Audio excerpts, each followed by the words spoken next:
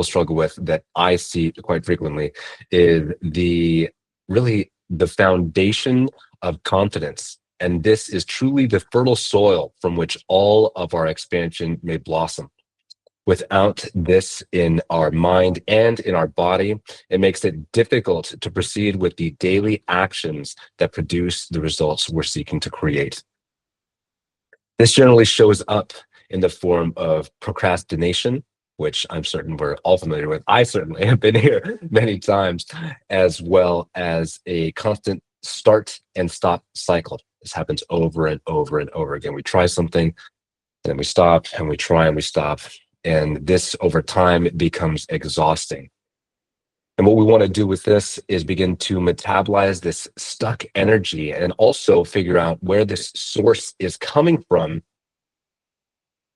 process this stuck energy, and then begin to move it in the direction of our dream, our vision, our goals, which I'm certain for us is more clients, more revenue, more authenticity, more connection, more impact. This is what we'll be learning today. You will be walking away with actual practical tools that you can use today to create change in an internal sense and in the external world in your business.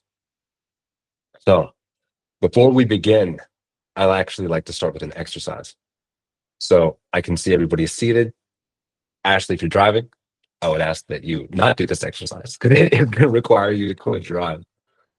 So everybody with me, please close your eyes, sit back into your chair, lay your hands flat into your lap,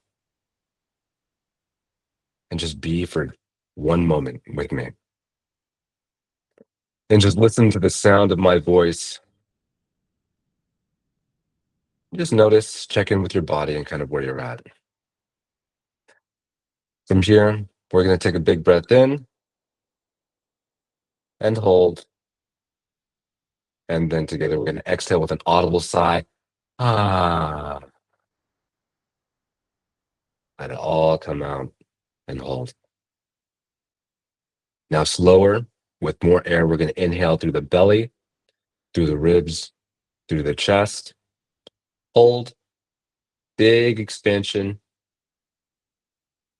Exhale. Ah. Everything out. Even a bigger breath this time. Belly. Ribs. Chest. Hold. Ah. And we're going to go one more time. Biggest breath we've had. Belly. Ribs. Chest. Hold. Now give me the biggest sigh of the day. Ah. We're going to keep our eyes closed here. We're just going to tap in. And we're going to start thinking about what confidence is. Then I want you to think about the word confidence and what it means to you. Confidence. And then I want you to think about what that feels like in your body to feel confident. And I want you to think about a specific time in your life, a very specific moment to a time when you felt most confident. Where in your body did you feel it? What were you doing? Where were you? Who were you with? Think about all the things that made you feel confident. Think about every word that you were saying that just seemed so clever, so smart, so authentic. Think about the ease in your body. Think about feeling magnetic. People are drawn to you. Their eyes are flitting towards you, smiling, eager to be in your presence. Think about how you stood tall, shoulders down, chin up. Think about this feeling. Notice it again in your body. Where do you feel it? Color is it? What shape? Does it move? Now notice as you pay attention to it, it's already beginning to grow. Now I want you to deepen your focus into this feeling and make it stronger and stronger and stronger and more intense. It pulses in your body. You feel that little prick of confidence now filling you with the brim to the brim with this energy.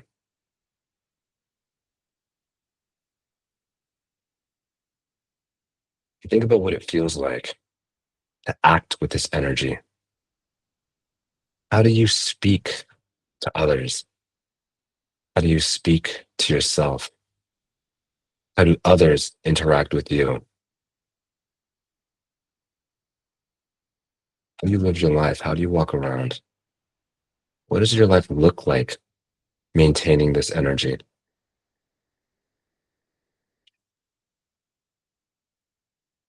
Savor this feeling because we're going to keep it with us throughout this entire talk. Keeping your eyes closed, I want you to bring your arms around yourself, give yourself a hug, and we're going to take a couple big, deep, clearing breaths. Big breath in, belly, ribs, chest. Exhale.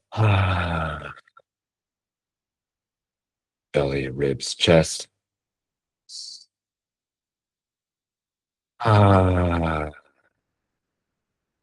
Belly, ribs, chest.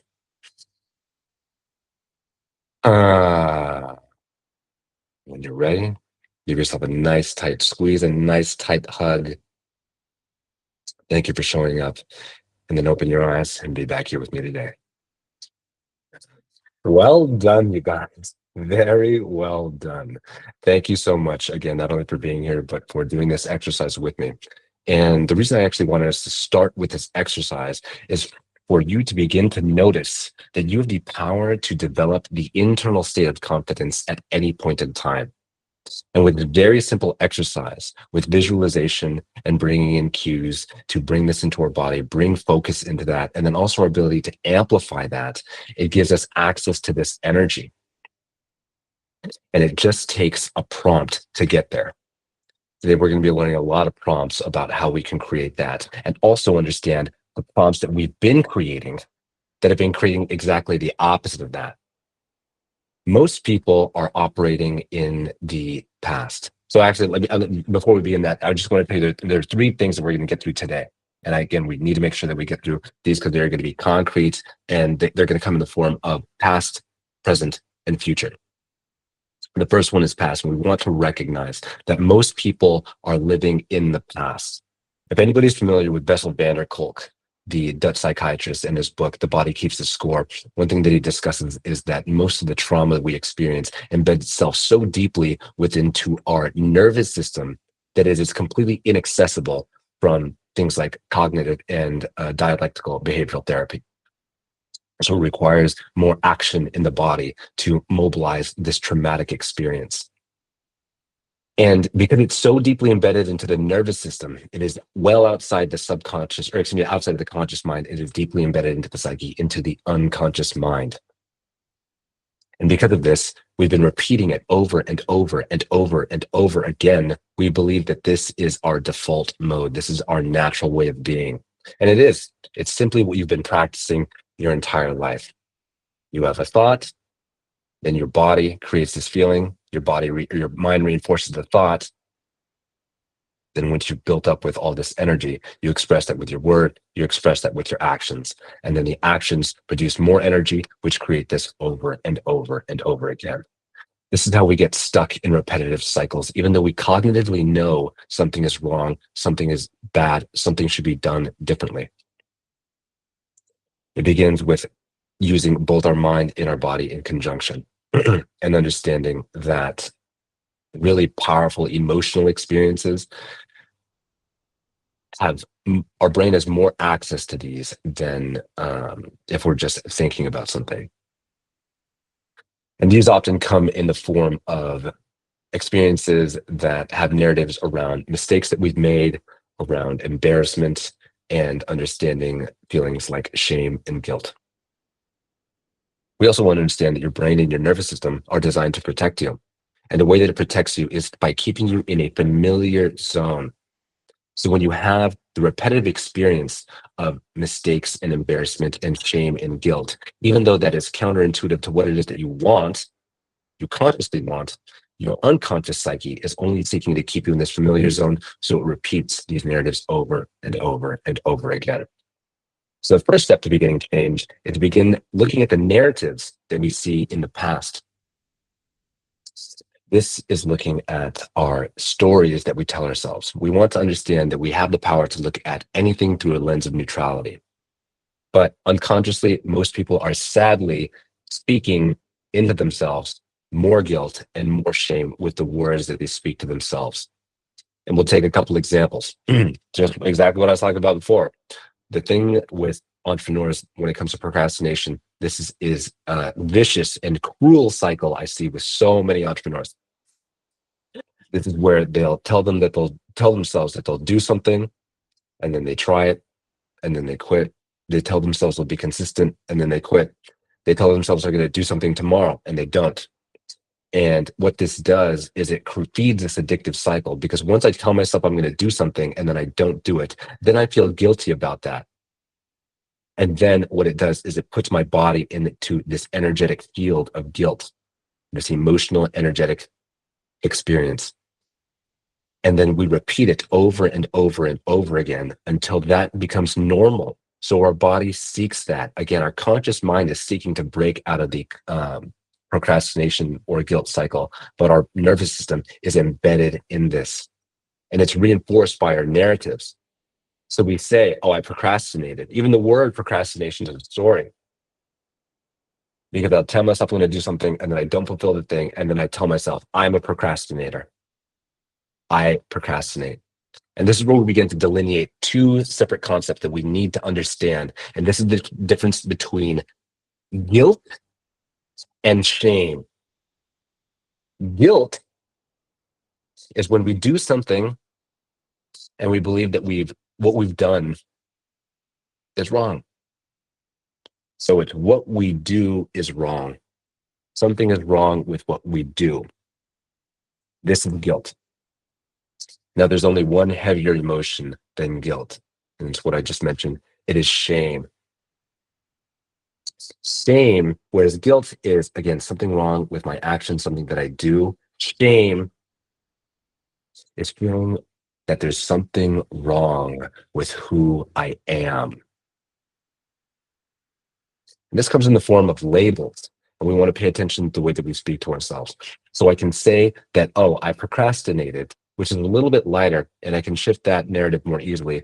But when I tell myself I am a procrastinator, that's an identity, and I cleave into that. But usually what happens is we even tack on more heavy emotional feelings to this. So then we'll say, oh, I'm a procrastinator. I can't be trusted. I'm not serious. I can't do this stuff. I always do this over and over and over again. And you can imagine what it would be like to be in a relationship with somebody who speaks to you this way. You say you're going to do something, you put it off. And every time you don't do it, they look at you and say, wow, what a loser. You aren't serious at all. I don't believe anything that you say. How could anybody believe anything you say? How could you trust yourself? Imagine what it'd be like to have that person speaking to you, your partner, your roommate, your child, your friend. This is heartbreaking. And what's even more heartbreaking is that it's not an external person doing this to us. It is us doing it to ourselves. This is what makes it quite difficult, quite painful, and quite beautiful, because it's us doing it to ourselves. That means that we can shift that and we can change that. So the first step that we want to do in order to change these narratives is to simply begin looking at these. Look at the behaviors that you take, and then immediately look at the story that we're telling ourselves around that. A good example of this It's just a perfectly tight, really neat example of this was me talking to a client a couple nights ago, and she was telling me about how she was opening a door. And I mean, I've done this many times, trying to open the door, and it's like the wrong thing. So she tried pushing on the door, and it was actually a pull door. And he was telling me, oh, or my immediate thought is like, oh, well, dude, I'm such an idiot. Why do I always do this? And then she pushes the door, and then she opens it and walks through. And immediately I reflected back to her this. Can you see the identity that you're taking on, that you're speaking over yourself? Words are spells, and we need to understand the power of these incantations. When I tell myself I'm an idiot, that carries a heavy, energetic weight in my body. We can't change it. We can't go from saying, oh, I'm an idiot to, oh, I'm an incredible human being. That's too much of a logical leap. It's too much of an energetic and emotional leap. So, what we want to be doing is first bring it through the lens of neutrality. So, we can first say, okay, I tried to open the door and it didn't work. What is the story? That just happened. That's neutral. That just happens. It happens all day. So now I get to decide what's the story that I want to tell about myself. Is there even a story that I want to tell myself about that? Do I want to say anything about this? Because you could say nothing, which is already a win. To just say that I'm doing something and not even tell a story about it is a massive victory when we've spent our entire lives putting ourselves down and amplifying the tiny little mistakes that we've had. So to look at it through a lens of neutrality is our first step. Once we've done that, we can decide, what do I want to feel about this? Do I want to feel proud? I always think things are funny. I always think that things are hilarious. Whenever something happens, the story that I tell myself is I use this phrase. That's how we learn. This is how we learn. I wouldn't have known that specifically about the door unless I had tried it. And now I learned, and now I'm better. And now I'll do better next time. And I'll probably make mistakes going forward, and that's okay. But I know every mistake I make, I get better and better and better.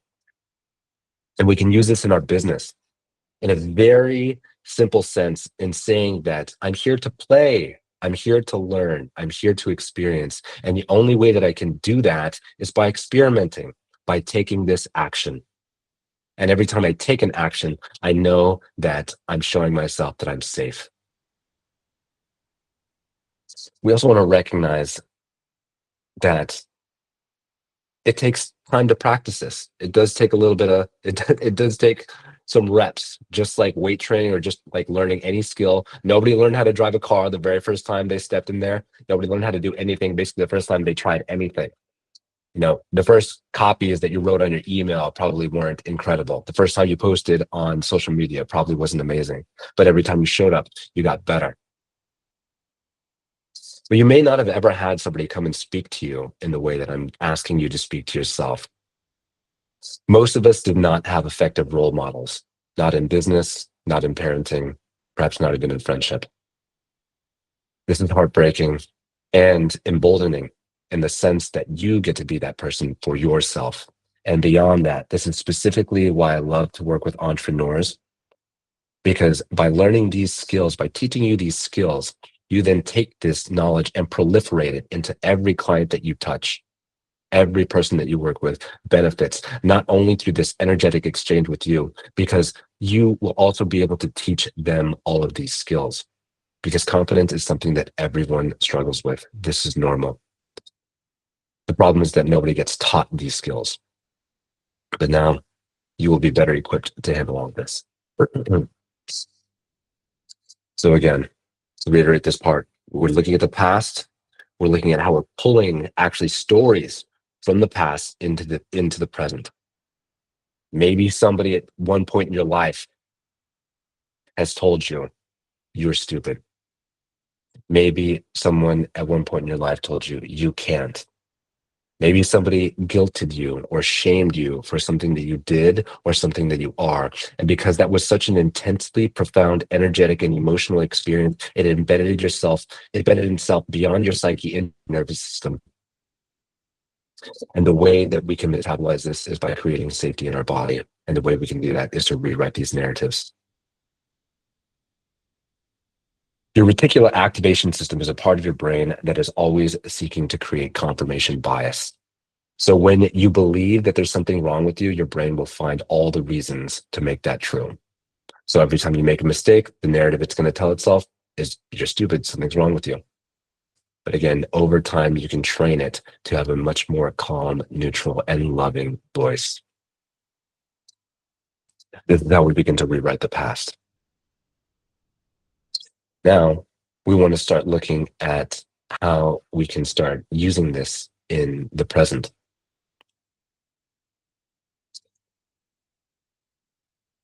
We start looking at that self-talk.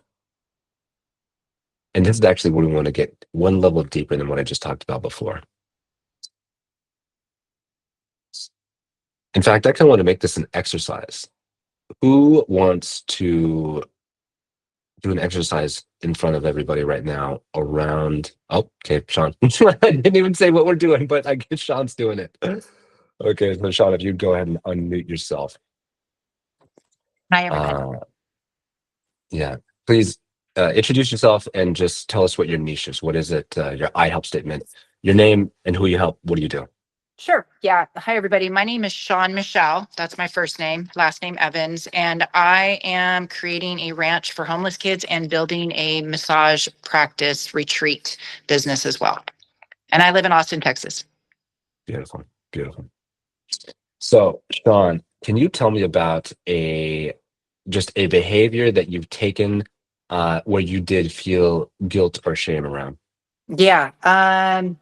I am currently in a financial situation where I was making myself wrong. And I'm currently driving Uber on Mm-hmm. the side, making money. And I find myself, my thoughts, and shaming myself and guilting myself in the situation that I'm in. Mm-hmm. So, when you talk about this and you talk about the financial situation and you feel guilt and shame, can you tell me when you feel this? Actually, let's get even tighter. Let's get even more specific. I want everybody to have a clear illustration of what this looks like. What exactly do you feel guilty and shameful about? Um, I feel guilt that I've put my kids in this situation. I've guilt for making the choices that I've made that I truly believed in. Um, and it's led me to being in this financial situation. Okay. And the shame is like I'm watching my thoughts and their thoughts, like the story that I have is nothing ever works out for me. And I see Hmm. evidence of that. So I try to no, that's a Hmm. story. That's not what reality is. And like I try to free talk out of it. And yeah, I'm still practicing. This is good. This is good. This is actually an excellent illustration. I'm so grateful that you volunteered. Thank you for not only volunteering, but also for sharing, because you're actually showing us the clearest picture of the more vicious cycle that people unconsciously engage in. And I want to recognize, I'm just going to tell you guys what's happening right here is that Sean Michelle is having an experience. So he's having a feeling, and then she's immediately dismissing that experience and that feeling. Mhm. Can you guys see how that's happening?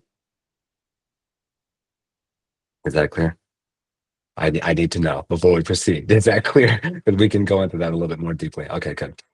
So So, can I clarify that so I understand? Like mhm, what yeah. you're saying is that I'm dismissing it, even though I'm catching it, I'm dismissing it when I have those Hmm. thoughts. Is that what you're Hmm. saying? Hmm. Okay. Okay, Which gotcha. would not which would not be a problem if you had everything that you wanted, if you were getting the results that you wanted. But Yeah. in order for us to truly process this feeling, I'm glad you brought up landmark, because what landmark does not do is it's all cognitive. It's all up here. It doesn't Yeah. process anything with the nervous system. When we No. use only logic, we speak to the masculine aspect of the psyche, and we need to be speaking to the feminine, the feeling, intuitive aspect as well. We're an entire masculine and feminine being, and for order for us to really grow, we have to treat ourselves as whole. Most of the world is hyper masculine. It is hyper logic, reasoning, execution, order, and production based. And we can see the cost of that in the world today. So what we want Yes. to be doing is tapping into these more feminine qualities. And again, these are not male, female. pieces. Masculinity and femininity are energetic archetypes that exist within all humans and in all things. We'll talk about that later, but let's stay on point here. So, Sean, Michelle, tell me, when you feel guilty and shameful about these things, where in that do you feel in your body? My heart, right here. What does it feel like? It feels like a constriction. It feels like pressure. It feels like a tightness. And then it always, like, just even talking about it, I can feel it move into my throat. Okay. Close your eyes and I want you to get with that feeling. Put down the phone. Okay. Breathe into that constriction and that tightness. Breathe into it. I want you to thank this feeling for being here and for letting itself be known.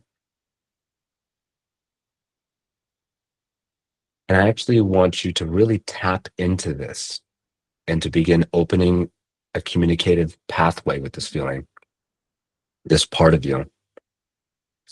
And I want you to ask yourself, have you ever felt this sensation before? Yes. When was that? Today. Okay. I want you to try and think about the first time that you felt this feeling. Okay, give me a minute. Mm-hmm.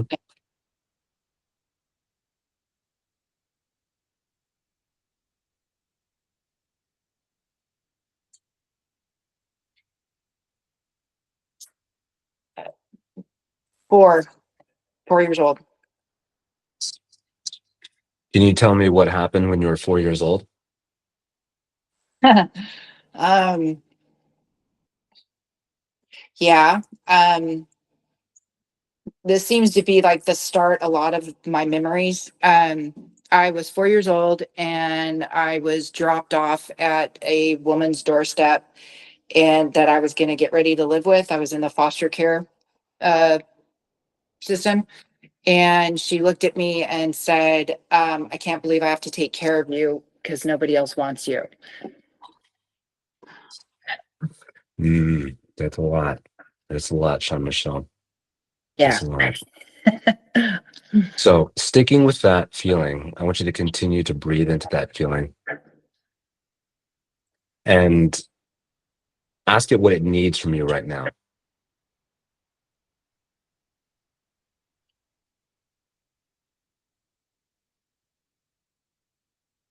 Just the word burden just keeps popping up. Like that's what Okay. it's like. Okay. Did you hear that? Yes, this is normal. This is normal to have all this stuff coming up. The word burden comes up.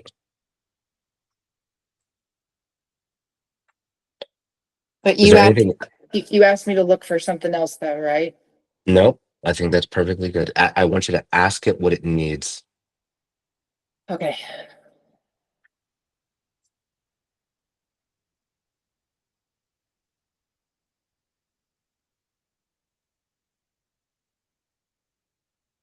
This word freedom keeps coming in. Okay. Being free from this, free from a story that's not real. Okay. Can you tell that part that you will do everything you can to provide freedom? So I'm like pretending I'm talking to my little girl. Yep. So Yes. um what am I saying again? You'll do everything you can to provide freedom. I am going to do everything I can to provide the freedom that you need now. Tell her that she's safe You are safe. and that she can finally take a rest. Wow. Whew, that hit a nerve. Mm-hmm.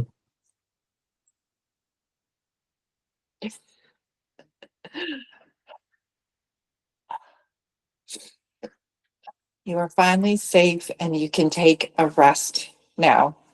Isn't that what you just said? Yes, ma'am. Tell her that Sean Michelle is now in the driver's seat and you're going to do everything that needs to be done. I I am now in the driver's seat and I will take care of everything. There's not going to be any more burden. There will only be freedom. Mhm. Take your arms, Sean Michelle, and I want you to hug yourself. And then I want you to say, I'm sorry. I'm sorry. Forgive you. I forgive you. Thank you. And thank you. I love you. I love you. Take a big breath in. Give yourself a nice tight hug. And when you're ready, come back to us.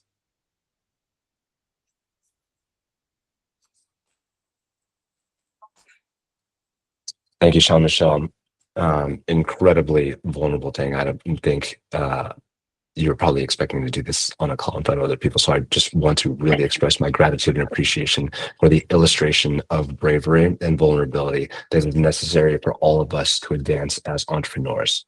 Know that you speak life not only into this 4-year-old version of Sean Michelle, but also into the adult version and also into everybody that shows up on this call and will watch this recording. So we all thank you in unison. Thank you. Thank you for providing this space. I appreciate it. Of course, of course. The reason I wanted to use this exercise, especially in front of everybody, is to begin to show you the power of the energetic quality of trauma and recognizing that she's having this experience right now with driving Uber and money and stuff like that. But buried underneath all that is really a deeply embedded traumatic experience that she's pulling from the past. And it's not until we access that and begin to metabolize the future that we can change the present and create the future. So I love to do exercises with this, like this with my clients initially so that we can begin moving stuck energy and creating really unleashing ourselves from the shackles of our past that we are unconsciously repeating over and over and over again. This is really the most tragic part of trauma, is that people can sometimes be destroying their lives unconsciously despite having all the intent and all the desire to create more money, more wealth, more freedom. But they can't not happen until we get to the root of the problem. And I will also tell you that it is crucial for us to move beyond that, because this is the problem that I see in many entrepreneurial, spiritual circles and therapeutic circles, is we get stuck in the past and we're just constantly looking for more and more and more healing. So we're always looking for the next ayahuasca ceremony, the next yoga teacher training. We're looking for the next cryotherapy, the next whatever the thing is. And because you're looking for it, your brain, the reticular activation system, you're telling it, I need to be healed. So it says, I need to be healed. So let me find all the reasons, so that you'll find proof in the world where you're like, oh, see, I did this thing. I need to be healed. That's why. And then you go and get more healing, and then it's just this infinite rabbit hole. Everything is an infinite hole, whether it goes spirals upwards or downwards into infinity. And we just want to begin recognizing that and the power of the mind to create reality. So we go back in the past to begin to remove the stuck energy, metabolize it so we can create the future. But we first must recognize that the things we're telling ourselves aren't up here, they're in here, and they're not even here. They're back there. It's all stuff that happened in the past. So the next thing we've done is we've told, this actually is a beautiful illustration. We told young Sean Michelle that we're going to take care of her, that she can relax. She's been really holding both hands, death gripping the reins the entire time. And you can imagine a 4-year-old trying to operate in today's world, driving Uber, building multiple businesses, running a household, families, so on and so forth. Completely inappropriate responsibilities for a 4-year-old. So we've asked her to sit back. Now what we can do is actually show her that we are a person of our word. And we do that by showing up for ourselves. This is where we begin to step into the future. And we do this by stepping into the unknown. If we repeat the same patterns over and over and over again, and we stay lashed, shackled by this fear, Then we repeat the same, we have the same feelings, which means we have the same thoughts. We say the same things, we do the same things. And because of that, we get the same results. And it just creates, again, the vicious cycle. But we must decouple ourselves from that and then step into the future. And the way we do that is by stepping into the unknown. And that means taking a chance on ourselves. And that can look a number of different ways. One of the easiest ways that we can do this is simply by training our nervous system to feel safe. So we can start with an exercise that I call progress journal. So we want to be telling ourselves that we're going to be doing something we want a goal, and whatever the goal is, we're going to take it in business. So we'll say, what's a goal that somebody has with their business? We're going to break a big goal down into a really small step. Somebody tell me a goal.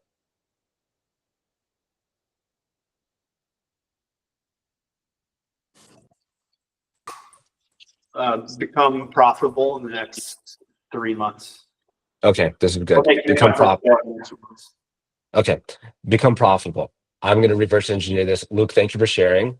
Because we're in a group call, we can talk one-on-one later, but I'm going to metabolize this really quickly. And I already know this cycle, so I'm just going to do it with, I can do it with you later, but I'm just going to do it in front of everybody right now. Improve revenue, get profitable, make more money. This is big. This is also big, amorphous, and ambiguous. So we're going to get really clear. And I want to say, let's say, okay, get profitable. I don't know what that means. Let's say the goal is 15K a month. If we know that that's the goal, and just for example, I know that Lucas has a $1,000 a month product.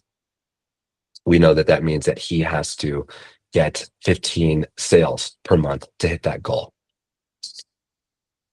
In order to get there, we need to know our closing numbers, which means that we need to get a certain amount of sales calls, which means we got to get a certain number of people into the funnel, which means that we have to get into a certain number of conversations.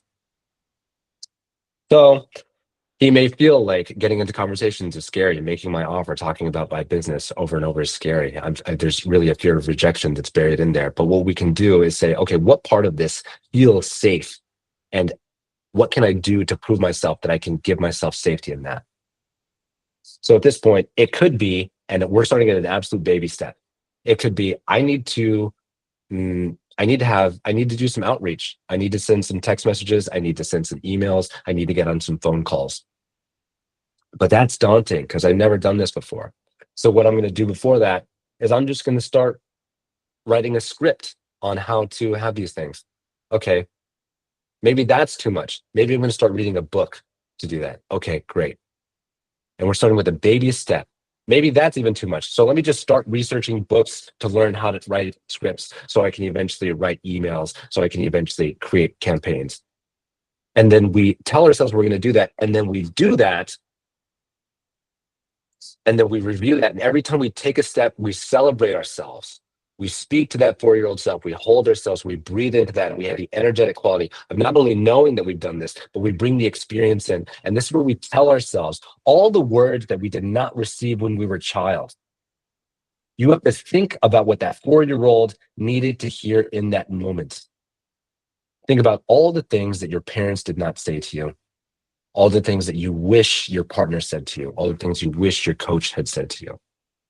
And this is your opportunity to become that parent, to become that leader. This is where you begin to metabolize and truly rewrite the past. So now you're showing yourself proof that you can do something. And because you've done it, you can now stretch a little bit more. So now you get to say, okay, well, I'm actually going to write the copy tomorrow. And then you fill it out and you write the copy tomorrow. So this journal, it goes in 2 directions. At first, you want to tell yourself that you're going to do something, and then you celebrate that. At the end of the night, you want to say, I made progress today. I moved toward my dreams. And it feels like it's small. It feels like it's minuscule. It feels like it's not even working. And if anybody here has done any form of strength training, this is my favorite example because I used to be a personal trainer. When you first start working out, nothing really happens. In fact, it kind of sucks. You don't know what you're doing, and you're just lifting weights and just a million things to think about diet and exercise. And once you even pick something, you go to the gym every day and you're like, Where's the biceps? Where are my washboard abs? Why aren't my glutes popping? And we understand that there's a lag time, and it does take time to produce results. And eventually, those results become exponential. There are things that I can do now, having trained for almost 20 years, that I couldn't even imagine that I could back then. They're literally unfathomable. And if you can continue to build this trust with yourself, you'll be able to accomplish unimaginable things in the future.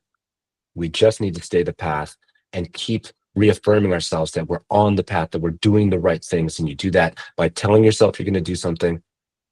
Dr. Nicole LePere, the holistic psychologist, calls this the future self journal. You tell yourself you're going to do something, you fulfill it, and then you celebrate it. And you speak of how proud you are into that child for showing up yourself over and over and over again.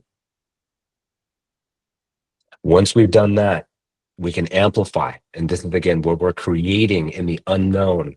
It's like you're stepping into a field where there's nothing, because you've been doing this stuff all the time. This is very familiar. When you step outside of that, you have a new conversation.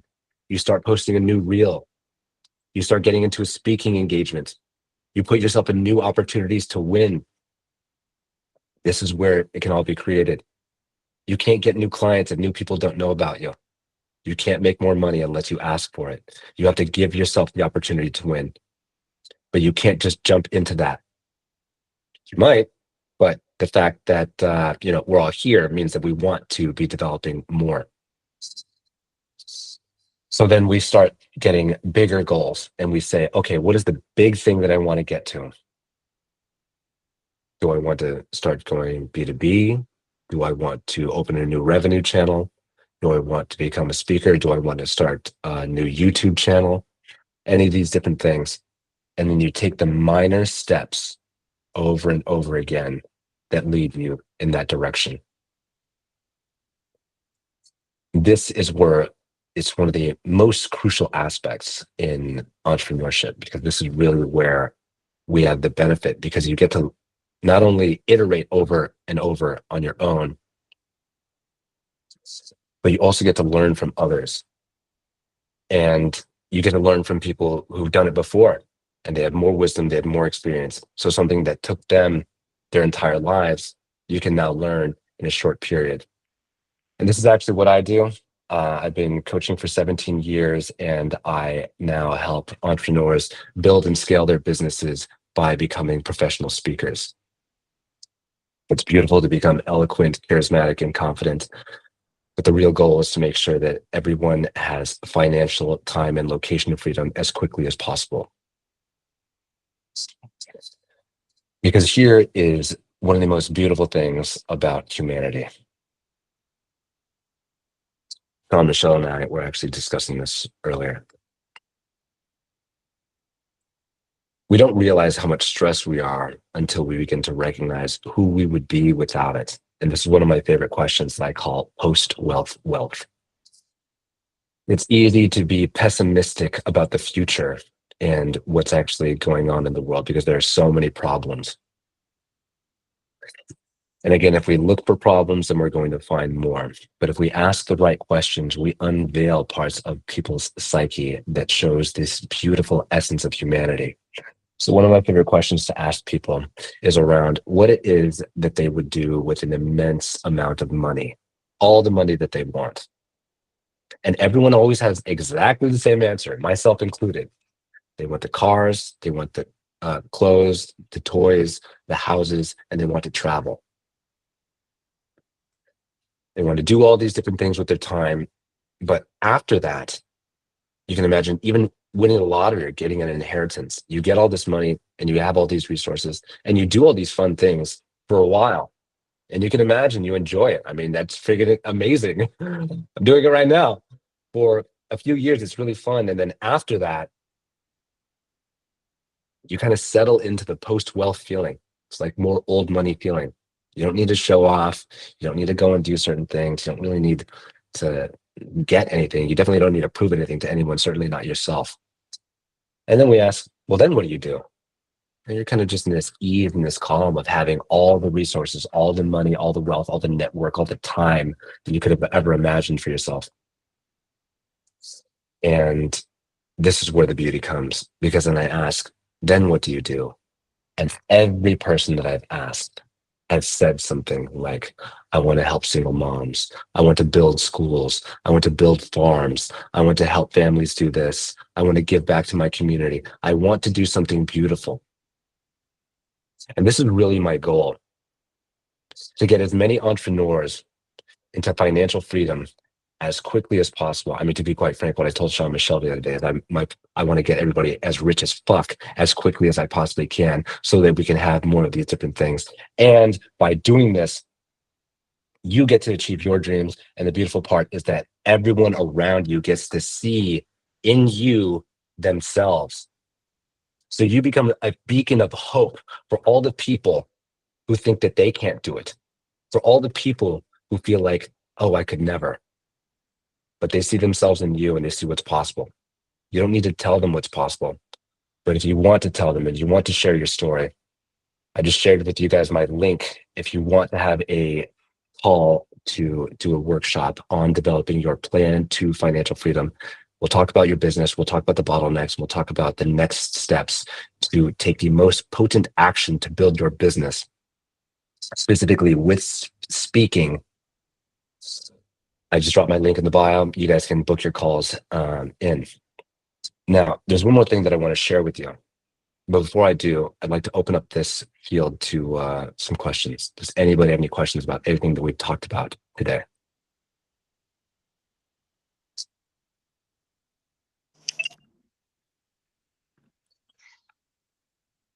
Yes, I do, actually, if you don't mind.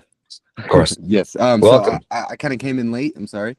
Mhm. But my question is, you might have already mentioned it earlier, but how does it differ speaking online as opposed to speaking in person to a client? Is there a difference at all?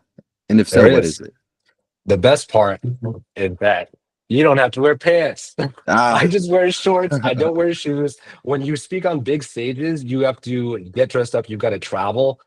This is actually the thing that I have resistance to getting on stages. I basically just speak wherever I am because I do travel a lot. But a lot of my speaker mentors talk to me about how much they don't like living in airports and being on planes and switching time zones and doing all these different things. The beauty of COVID is that you can speak without even having to leave your home. And this is actually what I prefer, because I enjoy traveling. I enjoy living in different parts of the world. Yes, you have location freedom. And because everybody wants their time back. Everybody wants to, Carly, you and I just talked about, you want to spend more time with your partner. You've got a ton of other things. You guys have other things that you want to do that aren't work. And in order to do that, you have to stop wasting time with things that aren't producing money. And the nice thing about getting in or speaking is that you can get into communities with hot leads. So there are communities like this one that have a unique problem that you are equipped to solve, and you can develop your keynote to speak exactly into their problems. But more importantly, they connect with your story. There are certain people, there are going to be a million people in your niche, but the thing that separates you is your story and your ability to articulate that and to be able to share that in a way that moves people through an energetic resonance that motivates them not only to change their lives, but also to do it with you. So you provide invitations to people, to hot leads that are pre-qualified and vetted by the head of the organization to work with you. As an example, you can see exactly what we're doing here.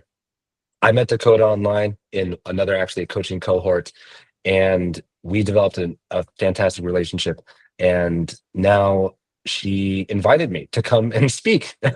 And all of these people, everybody here in Inner Group and anybody um, watching this recording will know that it doesn't take, or excuse me, will know that they have a problem, which is in their business. It's around confidence, getting on camera, building revenue, getting clients. And my business does exactly that. So you guys all have your own businesses and you can get injected. And my coaching really looks like getting people, we do this inner work, then it's learning how to develop a keynote and learning how to build your audience, really work on doing a lot of market research around this to help build our lead magnets and our funnel. And the last piece is learning how to network, learning how to market, learning how to sell that keynote and get booked on stages with audiences that are salivating for your product. There are people looking for your solution. So, William, thank you for the question. But to put it really succinctly, it's just better online. It is cool to get on stage. I do love being on stage. I'm actually going to be giving a TED Talk, or I'll be applying to give a TED Talk in the Netherlands this Wow. summer. Yeah. But again, like people take these big actions, but I care the most about getting paid the most as quickly as possible. TED doesn't pay you. TED can give you exposure, but I don't care so much about exposure. I care about money. I care about this for my clients, and I care about for myself, because nobody loves their job more than me. I love speaking. I love coaching. I love teaching. I love seeing results from my clients. But you know what I love more than work? Not work. I love hanging out with my friends, riding bikes, going to Zilker, going to Barton Springs. I love Muay Thai. I love a ton of different other things. And the entire reason I built this business is so that I could travel the world and go to the best places to do exactly whatever it is that I want to learn. I moved to Thailand to study Muay Thai on a whim. I moved to Japan to study tea because I felt like it. I went to Colombia to study yoga teacher training. And whatever these versions are for you is what I want for you. It's freedom, you guys. So much of the world is lodged into these places where they're afraid to speak even what they want. They're afraid to take steps to build a business. They don't know how to build a business. And even in that area, this is actually what Dakota and I were talking about in our call. So there's so many people who are just stuck and stagnant in these coaching cohorts. They get all the information, but they don't know how to use it. And this is also why I prefer doing one-to-one right now, because I get vicious and brutal with my clients and make sure that every action they're doing is the highest leverage, the highest potency action to get them paid as quickly as possible. And it starts off with the inner work, but that's really what lays the foundation for doing scarier things like getting on stages. Amazing. Thank you. I really appreciate that. And if you don't mind, I actually do have about 2 other questions, if you don't mind me asking. Of course. And I'm sorry, I have my camera off right now. I look a little homeless. You know what? Let me turn it on real quick. All right. So I can talk face to face. Here we go. All right. So my other question, I guess, is when working with you, how? Wait, are you Dakota's husband? Yes, I am. Dude, virtual adapt. Glad to meet you, man. We heard a lot about you. You too. Thank you. Yeah, I've heard a lot about you too. Matcha farmer. Interesting. Anyways, so how fast can one expect to see results when working with you? And the other question, I'll just say it, how much would you say that working on your public speaking skills bleeds into, let's say, like sales copy, or writing copy for a landing page, or writing captions for an Instagram post? How well do you see that bleed into that as well? Because that's a big pain point for a lot of online content creators. So I'm just curious. So 2 questions there. The first one I'll ask you is, how quickly can you begin to see results? And that's really dependent on you. There's 3 phases, like I said, but they kind of expand and contract depending on the need of the client. I'll tell you right now, I have a one-to-one client, Anne. She's a stylist in Miami.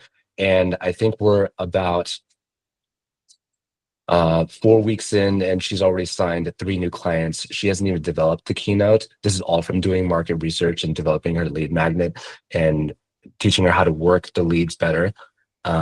She has a talk coming up on the 22nd, and she's giving that to 100 actually speakers, ironically.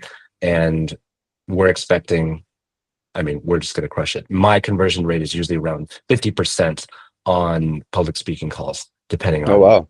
It's really crucial, because you give a talk and you get to see, did it work? Why did it work? Why did it not? And you just tighten it, because we want to be batting as close to 1,000 as possible.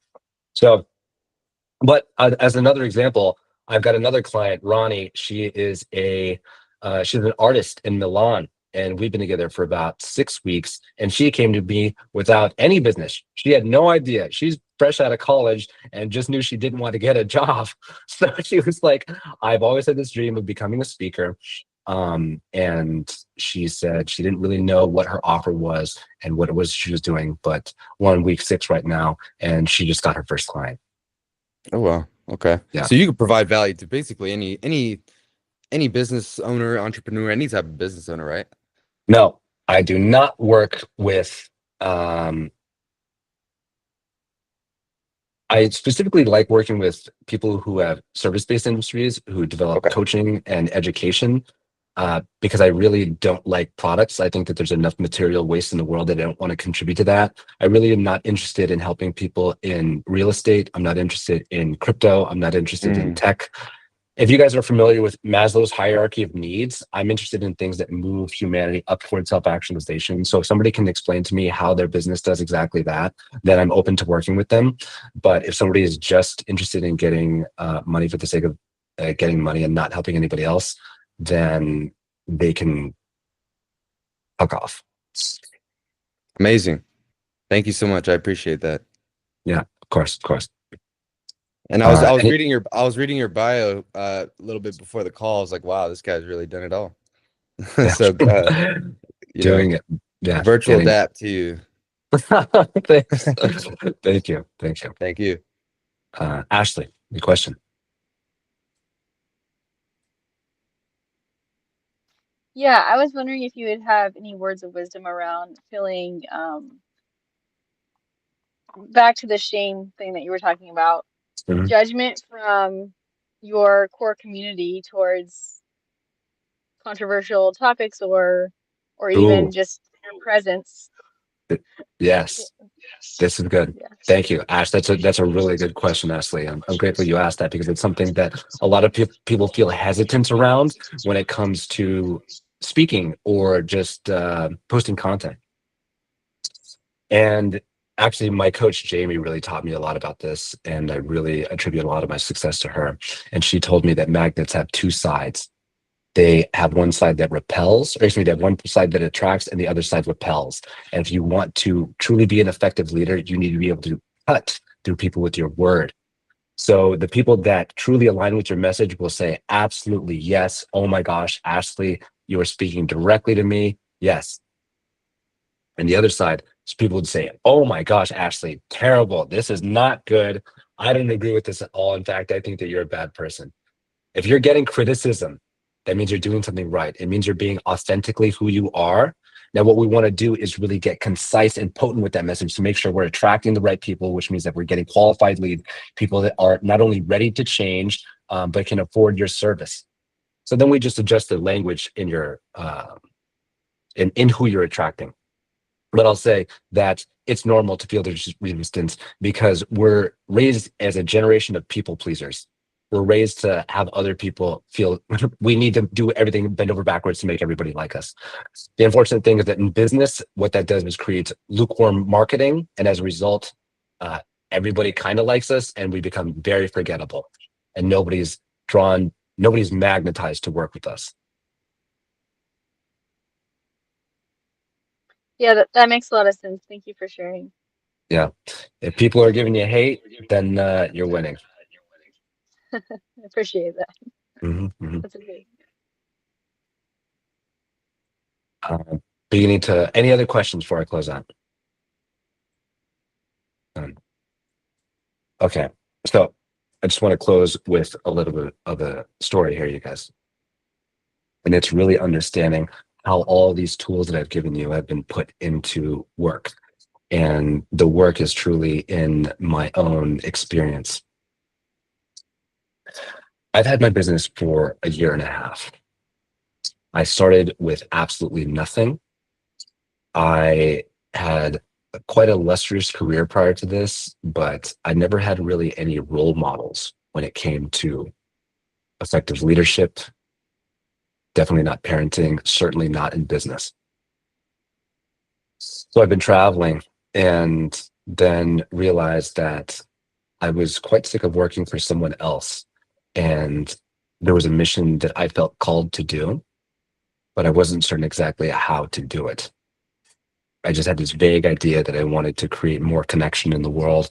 And the only way I knew how to do that was by teaching communication skills. And I tried a couple iterations. I worked with some spirituality, realized I wasn't certain. Wasn't ready to do that. I didn't really understand what I was doing. I started working with men on dating, which I kind of enjoyed, but I realized that's a really narrow breadth. But I found that public speaking was something that not only I enjoyed, but I was good at. And there was a niche for this. And it was a highly leveraged skill, highly sought after skill. But at the beginning, as you know, when you're starting off on a new mission, you have no skills. You have no idea. You don't even have confidence. I certainly didn't. And I would send some DMs, I would get some, test clients, and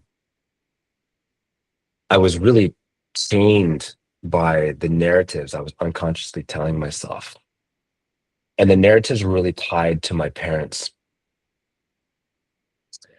And it wasn't until I started doing this work that I'm talking to you about today that I realized that I was repeating the stories of my parents. And as a result, I was moving in the direction of repeating the lives of my parents. And both of my parents were addicts, homeless, and eventually committed suicide. And I kept telling myself, I don't need to try. Why even try? Why am I doing any of this? I'm just going to end up like this. I came from dirt, so I'm going to end up like dirt. So why even try building a business?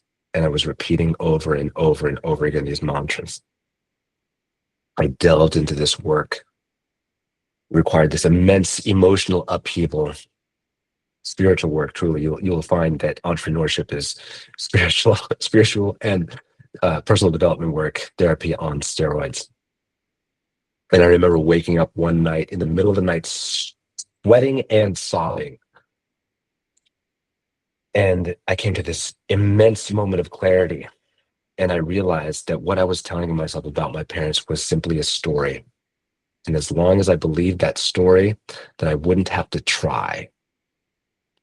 I would not need to try. I would not need to go out. I would not need to reach out. I would not need to learn marketing. I would not need to fail, make mistakes, look silly, get embarrassed, get rejected. And I realized this was my ego simply trying to keep me safe in this familiar pattern. But I was done repeating that pattern, and I decided to create something new. I metabolized this energy. I showed up over and over and over again. And now, I think we're 16 months later. I have a thriving business that allows me to travel the world, work with high ticket clients from around the planet. And all of it is due to the foundation of what we're talking about here. So if you have any doubt about any of this, you guys, know that I am living proof. And if you want to build your business, I would love to help you do that. I don't really even care if it's with me or with anybody else. I just want you to get rich as fuck as quickly as possible, because I see humanity on the spectrum of suicide to self-actualization. And I think the whole reason I am here is to get as many people as far as I can in this direction, doing what you want, where you want, making what you want, so you can do all the things that are not work, so that other people can see what it is possible for them. And like I said, the beautiful part of entrepreneurs, and specifically why I work with service-based coaches, is because they're going to be teaching other people how to do the deep, intense healing work, how to dispel narratives. Everything that you're doing is simply a symbol, a projection, something that other people, or that you're using to give people access to themselves. The work that I'm doing is exactly like the work that you're doing. And because of that, I commit my life to yours. Thank you.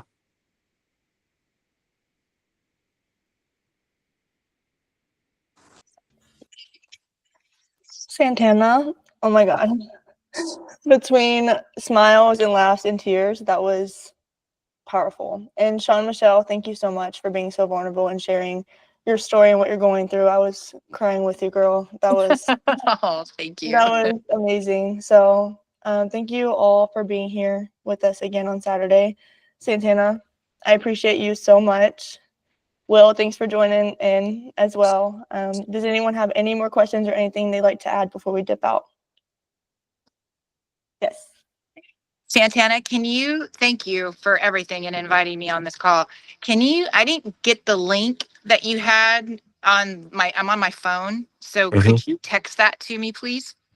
Absolutely. Okay. Thank you. And thank you, everybody. Thank you all so much again. Y'all have an amazing Saturday, okay? Thank Bye, you. everybody. Bye all. Bye. Thank you.